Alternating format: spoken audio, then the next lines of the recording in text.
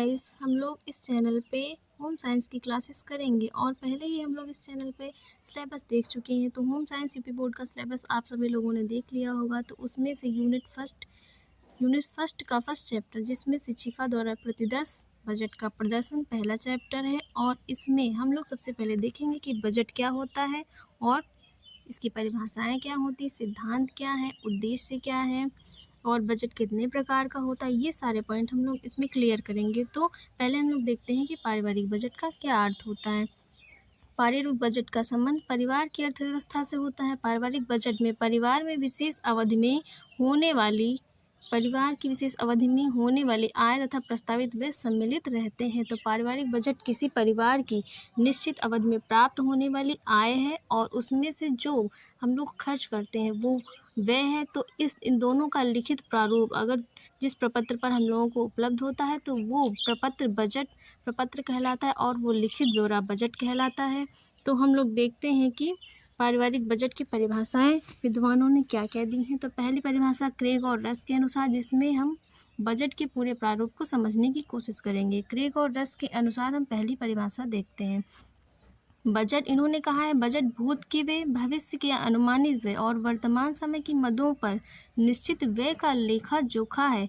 Craig और रस महोदय ने कहा है कि बजट भूत के व्यय मतलब जो हम लोग पहले पास्ट में ख़त्म कर चुके हैं और भविष्य में जितना हम लोग खर्च करने का अनुमान लगा रहे हैं और वर्तमान समय में जो हम लोग खर्च कर रहे हैं उसकी मदों का लेखा जोखा है, उसका लिखित विवरण क्या है, बजट है।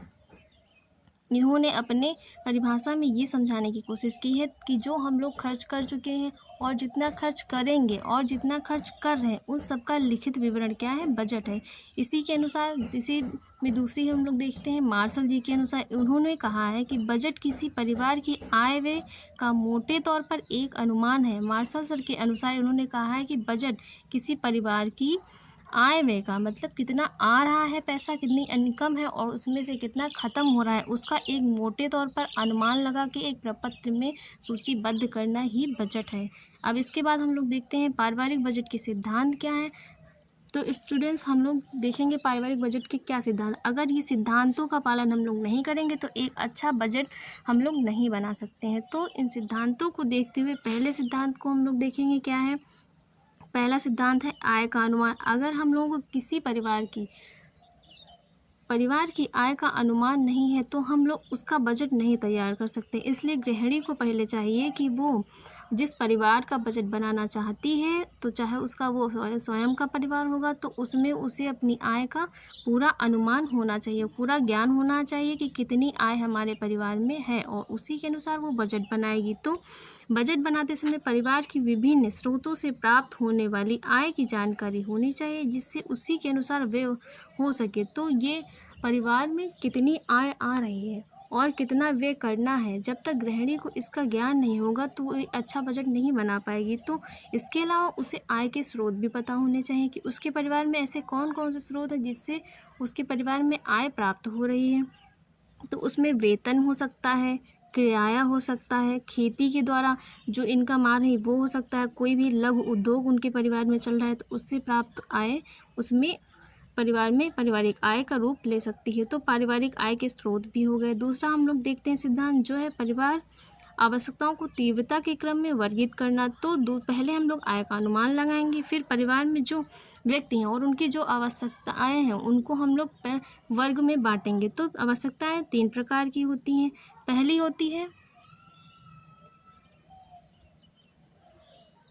तो आवश्यकताएं हम लोगों ने देखी कितनी प्रकार की होती हैं। आवश्यकताएं 3 प्रकार की होती हैं। इसमें पहली आवश्यकता है अनिवार्य आवश्यकताएं, दूसरी आवश्यकताएं हैं आरामदायक आवश्यकताएं, तीसरी आवश्यकता है विलासितापूर्ण आवश्यकताएं। तो परिवार में आवश्यकताओं को वर्गीकृत करने से पहले हम लोग सबसे पहले कौन सी आवश्यकताओं को पूरा करेंगे, जो अनिवार्य होंगी, जो हम लोग की बेसिक नीड्स होती हैं, जिनके बिना हम नहीं रह सकते हैं। तो अनिवार्य आवश्यकताओं में आएंगे हम लोगों का भोजन, वस्त्र और मकान। ये तीनों अनिवार्य आवश्यकताएं, इनके बिना एक मनुष्य अपना जीवन निर्वाह नहीं कर सकता है। दूसरी, जब अनिवार्य आवश्यकताएं पूरी हो जाएंगी तो दूसरे नंबर पे आरामदायक आवश्यकताएं आएंगी, जिनको हम लोग क्या करते हैं अपने आराम के लिए हम लोग क्या करते हैं उनको पूरा करते हैं। जैसे क्या आएंगी, घर हो गया, तो घर में जो सुविधाएं हैं तो उनको हम आरामदायक आवश्यकताओं में ले सकते हैं। तीसरी आएंगी विलासितापूर्ण आवश्यकताएं। विलासितापूर्ण आवश्यकताएं वो होती हैं जो क्षण भर के लिए हम लोगों को थोड़ा सा आराम देंगी, हमें आनंद पहुंचाएंगी। जैसे कि हो गया, हम अपने घर में क्या लगवा लें, अपनी विलासिता के लिए हम लोग अपने घर में एयर कंडीशनर लगवा लें, लेकिन ये हमारी बेसिक नीड्स तो है नहीं। ऐसा नहीं है कि हम लोग एयर कंडीशन के बिना नहीं रह सकते हैं, एसी के बिना नहीं रह सकते हैं, ये हमारी अनिवार्य आवश्यकता नहीं है। लेकिन हम लोग क्या है, हमें क्या चाहिए, बहुत ज़्यादा आराम चाहिए, बहुत ज़्यादा सुख और वैभव चाहिए। इसके लिए हम लोग क्या करेंगे, विलासितापूर्ण आवश्यकताओं की ओर बढ़ेंगे। लेकिन पहले हम लोग क्या करेंगे, पहले अनिवार्य आवश्यकताओं को पूरा करेंगे, उसके बाद आरामदायक आवश्यकताओं को पूरा करेंगे, उसके बाद विलासिता की ओर जाएंगे। तो दोस्तों आपको इतना समझ में आ गया होगा। आगे हम लोग बढ़ते हैं, जिसमें आएगा तीसरा सिद्धांत, आकस्मिक आवश्यकताओं की पूर्ति के सिद्धांत। तो आकस्मिक आवश्यकताओं की पूर्ति के सिद्धांत में हम लोग देखेंगे कि हम लोगों को भविष्य में ऐसी कौन कौन सी कंडीशंस आ सकती हैं हमारे भविष्य में, जिसमें हम लोगों को अचानक से कहीं पे अपने धन को व्यय करना पड़ सकता है। तो इसके लिए हम लोगों को क्या चाहिए कि हम लोग आकस्मिक व्यय के लिए पहले से ही क्या कर सकते हैं, धन को बचत के रूप में जमा करके रखें। तो आकस्मिक आवश्यकताओं की पूर्ति के सिद्धांत पे हमें बचत का प्रावधान कब मिलेगा, जब हम लोग बजट बनाएंगे। तो हम लोगों को बजट बनाने के लिए बचत करनी चाहिए। तो बचत हम लोग कब करेंगे, जब हम लोग को एक संतुलित बजट मिलेगा तब।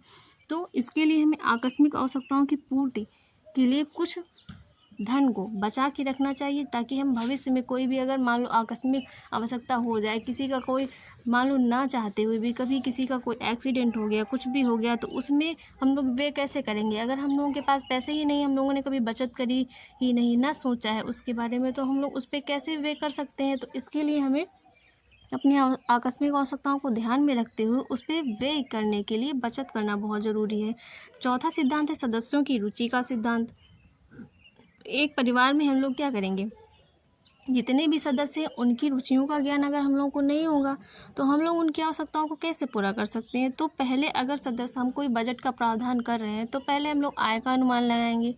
दूसरे नंबर में हम लोग अपनी आवश्यकताओं को वर्गीकृत करेंगे और उसके बाद आकस्मिक आवश्यकताओं की पूर्ति के सिद्धांत की तरफ जाएंगे। फिर सदस्यों की रुचि, जितने परिवार में लोग हैं उनकी क्या क्या रुचियाँ हैं, उनकी रुचियों के अनुसार ही हम लोग क्या करेंगे, सदस्यों की संतुष्टि के लिए उनकी रुचियों को ध्यान में रखते हुए बजट में उनकी रुचियों को ध्यान में रखते हुए उन पर व्यय का प्रावधान किया जाएगा।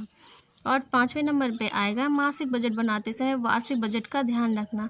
तो दोस्तों गैस हम लोग पहले क्या करते हैं कि एक साल का बजट तो बनाते नहीं है। पहले हम लोग, अगर हम लोग को बजट बनाना नहीं भी आता है तो हम लोग पहले 1 मंथ से स्टार्ट करते हैं। पहले 1 मंथ का बजट बनाया जाएगा, उसके बाद हम लोग देखेंगे कि बजट हमारा कहाँ तक सफल हुआ है। तो पहले 1 मंथ का बजट बनाएंगे, फिर अगर वो हम लोगों का बजट सफल हो गया है, अच्छा बहुत हमने प्रदर्शन किया उस बजट में, जितने परिवार में आए हैं उसी के अनुसार हम लोगों ने व्यय किया है, और उसमें क्या है, हम लोगों को कहीं व्यय के अलावा अलग से किसी दूसरे से पैसे लेने की ज़रूरत नहीं पड़ी है। तो उतने ही आय में हम लोगों ने क्या अपना मैनेज कर लिया, तो वो बजट बहुत अच्छा माना जाएगा। लेकिन अभी आपने शुरुआत की, उससे भी अच्छा बजट बनाया जा सकता है।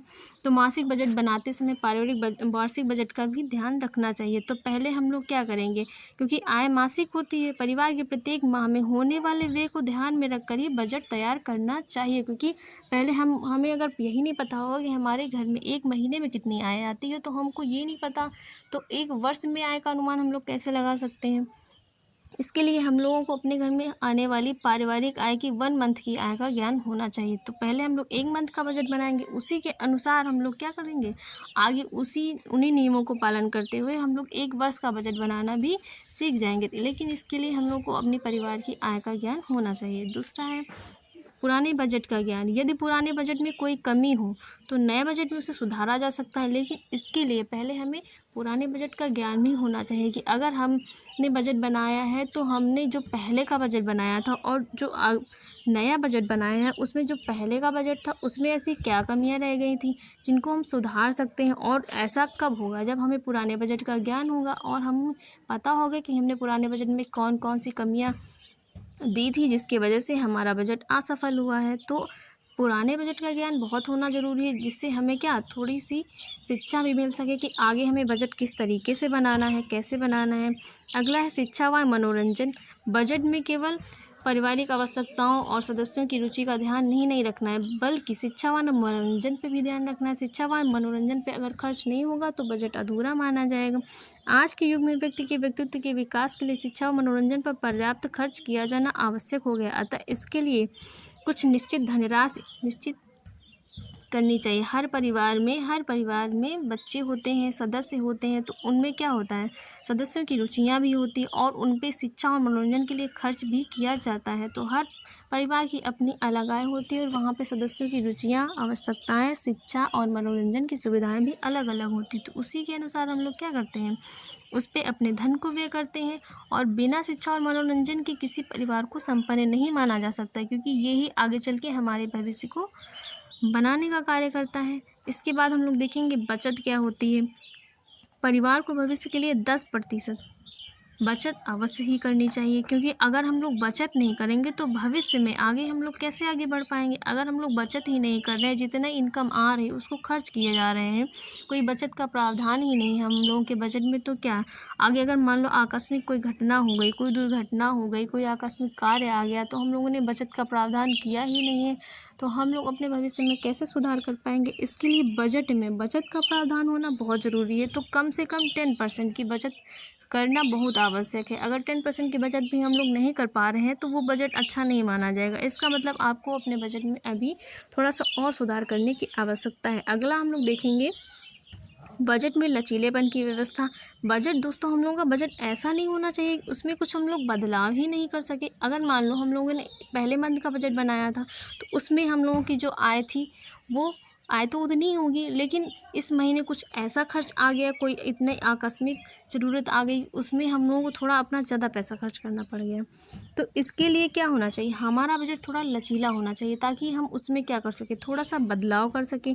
जो हमारी बहुत बेसिक नीड्स हैं उनको पूरा कर लें, लेकिन अगर थोड़ी सी नीड्स हमारी वो थोड़ा सा कम कर सकते हैं उनको, तो भी हमारा काम चल जाएगा। तो उनमें क्या करेंगे, हम थोड़ा सा बदलाव ला सकेंगे, क्योंकि इस बार हम लोगों की घर की इनकम इतनी नहीं है कि पिछली बार जितना हम लोग अच्छा क्या कर सकें, मैनेज कर सकें। तो आकस्मिक व्यय को देखते हुए हम लोगों को अपने बजट में कुछ बदलाव भी लाने चाहिए। तो इसके लिए लेकिन हमारे बजट का लचीलापन होना बहुत ज़रूरी है, ताकि हम लोग उसमें कुछ चीज़ें बढ़ा सकें और कुछ घटा सकें अपनी इनकम के अनुसार। अगर हमारी इनकम इस बार थोड़ी सी कम हुई है, किसी वजह से कहीं और व्यय हो गई है, तो हम अपने बजट में कुछ बढ़ा भी सकते हैं और कुछ घटा भी सकते हैं। इसके लिए लचीलेपन का होना बहुत आवश्यक है।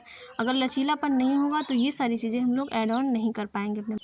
हेलो स्टूडेंट्स, तो अब हम लोग देखते हैं इसमें बजट के उद्देश्य क्या हो सकते हैं। बजट बनाने के आखिर उद्देश्य क्या होते हैं, हमें बजट क्यों बनाना चाहिए, हमें बजट बनाने से क्या उद्देश्य हमारे पूरे हो सकते हैं। तो पहले हमें परिवार के सभी स्रोतों से होने वाली आय का सही विवरण पता होना चाहिए। अगर बजट बनाना है हमें और हमें अपने परिवार की आवश्यकताओं को पूरा करना है, सही करना है, तो उसके लिए हमें क्या चाहिए, अपने परिवार में जितने भी स्रोतों से आय प्राप्त हो रही उसका एकदम सटीक विवरण प्राप्त होना चाहिए कि कितनी आय आ रही है और हमको उसको कहाँ कहाँ पे व्यय करना है।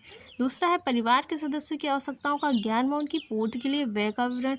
तो दूसरे नंबर पर पहले हमें आय का ज्ञान होगा, दूसरे नंबर पर हमारे परिवार में जितने भी सदस्य हैं उनकी आयु क्या है, उनकी एज क्या है और वो किस कैटेगरी में है, और मतलब मेल है या फीमेल है, तो उनकी आवश्यकताएं क्या हैं, वो बच्चे हैं या बूढ़े हैं, पहले सदस्य कितने हैं और किस उम्र के हैं, किस आयु समूह के, इसका ज्ञान होना चाहिए। उसके बाद हमें उनके ऊपर व्यय करने का प्रावधान पता चलेगा। अगर वो स्कूल जा रहे हैं, बच्चे हैं, तो उन पे हमें ज़्यादा व्यय करना पड़ेगा, क्योंकि उन स्कूल की फ़ीस है, बाकी उनकी बुक हो गई और उनके खेलने का सामान हो गया। इसके लिए हमें परिवार के सदस्यों की आवश्यकताओं का ज्ञान होना चाहिए।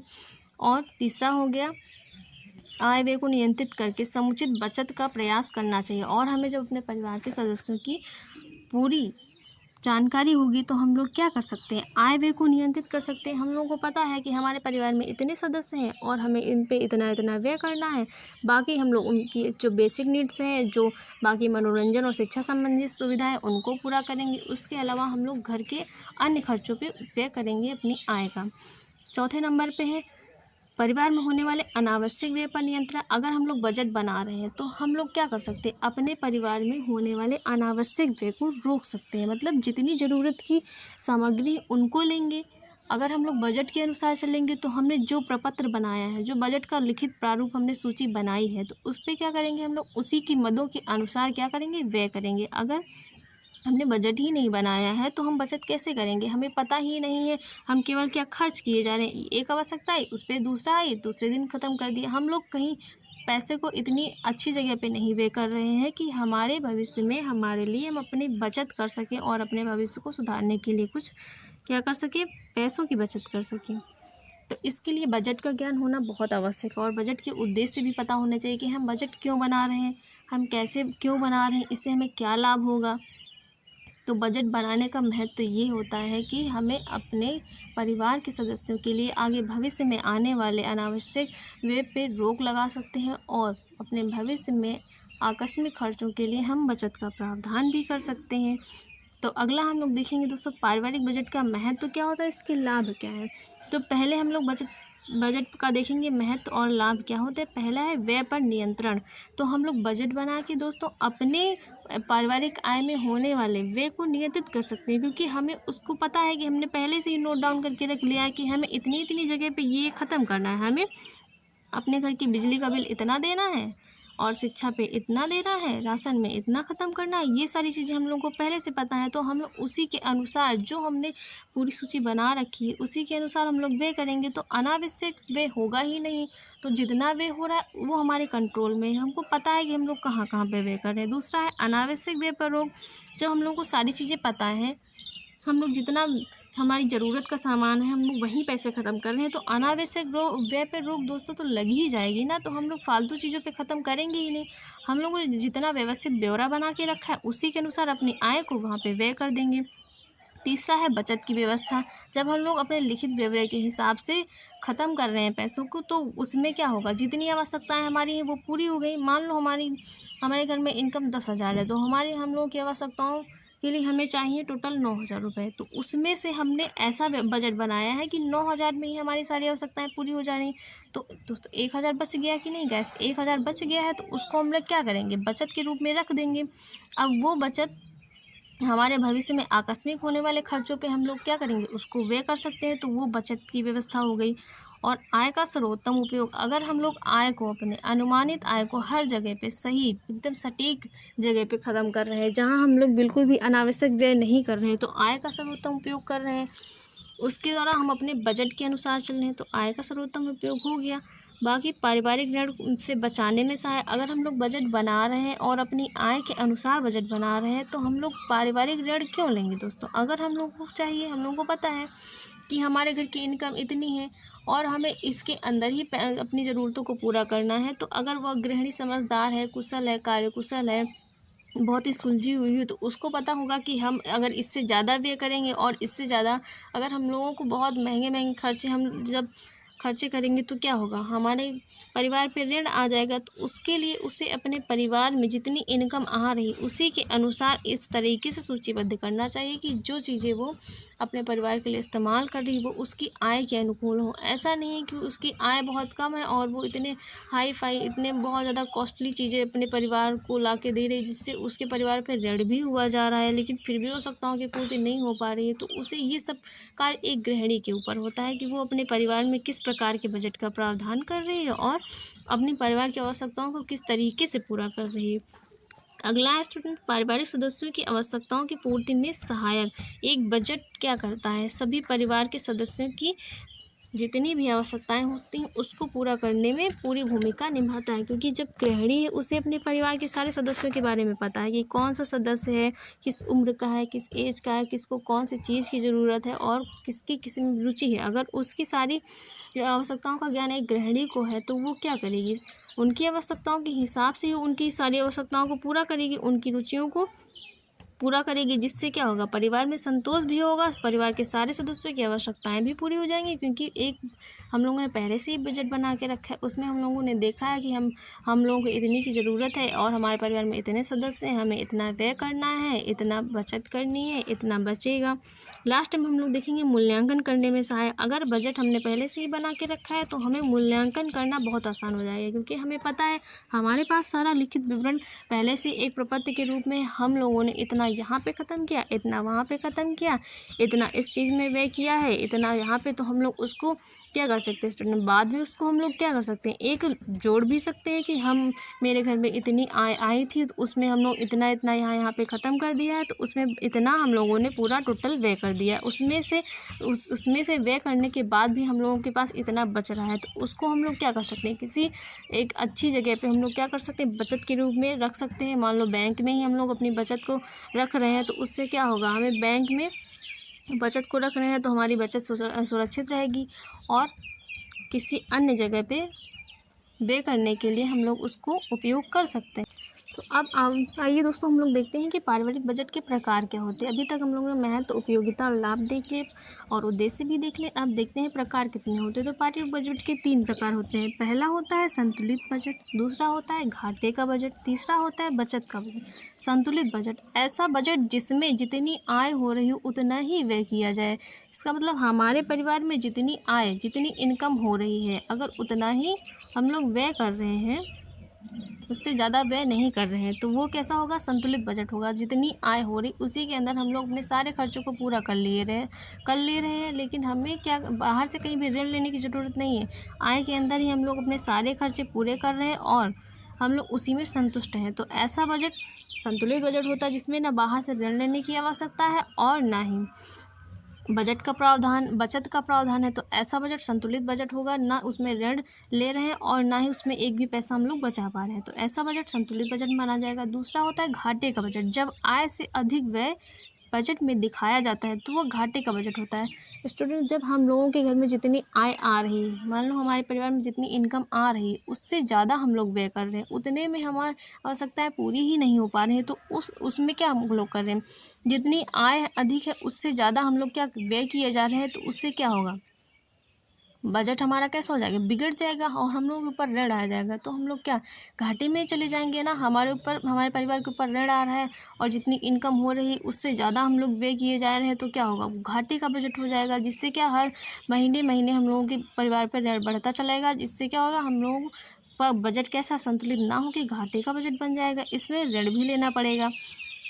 तो इस प्रकार का बजट अच्छा नहीं माना जाता है। तो इस प्रकार का बजट अच्छा नहीं माना जाता है। घाटे के बजट से हम लोग कभी बचत नहीं कर पाएंगे, जिससे हमारे परिवार में कभी भी क्या होंगे, हम लोग अपने परिवार को और भी सुविधाएं और भी शिक्षा और अभी अच्छी शिक्षा हम लोग उपलब्ध नहीं करा पाएंगे और ना ही आकस्मिक व्यय के लिए कुछ बचत कर पाएंगे। तीसरा बजट होता है बचत का बजट।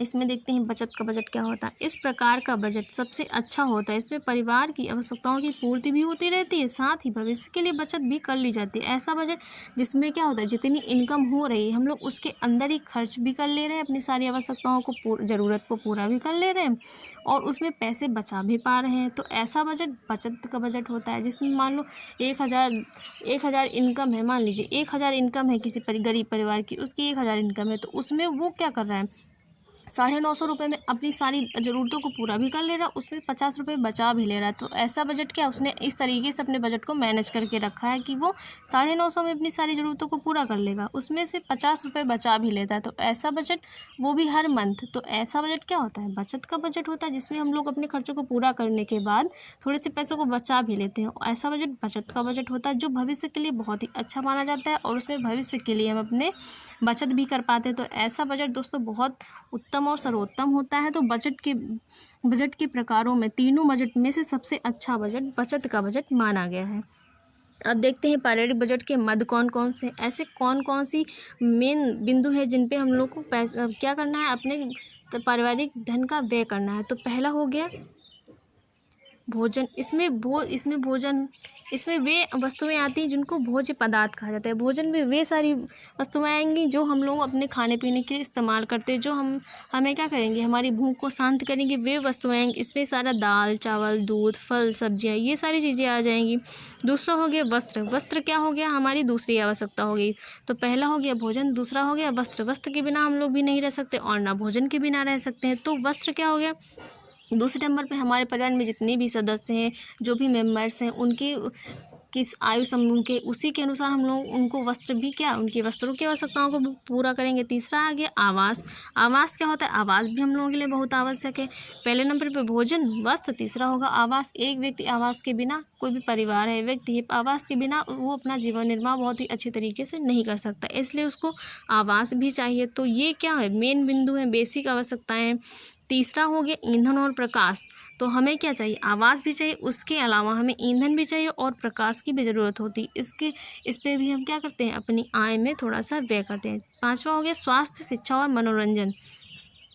स्वास्थ्य, शिक्षा, मनोरंजन, इन सभी आवश्यकताओं को पूरा करने के बाद हमें क्या चाहिए? अपनी शिक्षा भी व्यय करेंगे, स्वास्थ्य पे व्यय करेंगे और मनोरंजन पे। एक परिवार हेल्दी और एक हेल्दी और प्रतिष्ठित परिवार के लिए उसमें लोगों का शिक्षित होना, स्वस्थ होना और मनोरंजन पूर्ण होना और तभी बहुत आवश्यक होता है। ये तभी हो पाएगा जब क्या, उस परिवार में खुशहाली होगी, उन परिवार की सारी आवश्यकताओं की पूर्ति हो रही होगी और वहाँ के लोग क्या होंगे? आंतरिक रूप से संतुष्ट होंगे। अगर वो आंतरिक रूप से संतुष्ट हैं तो जाहिर सी बात है वो लोग खुश रह रहे होंगे। अगर वो खुश हैं और उनकी सारी आवश्यकताओं की पूर्ति हो रही है तो वो लोग क्या होंगे?